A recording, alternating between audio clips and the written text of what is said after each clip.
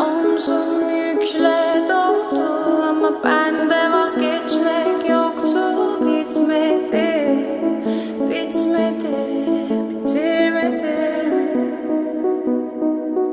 Ben özel değilim ya da öyle bir şey, ama sen varken hep böyle hissettim, böyle hissettim.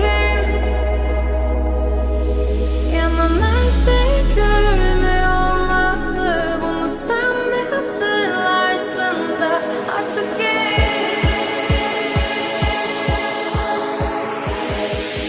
böyle hissettim.